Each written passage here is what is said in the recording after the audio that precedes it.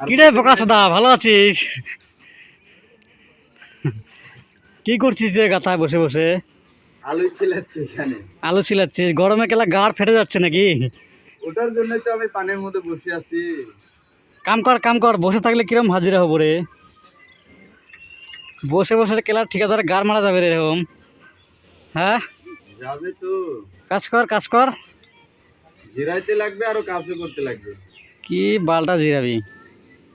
কই কিছু করিস না, সকাল থেকে কি করলি? এগুলো পানি সাফা করতেছি, আরো কি করব। হ্যাঁ, এটা গাড় মারা দিয়ে এটা হাজিরা পাবি।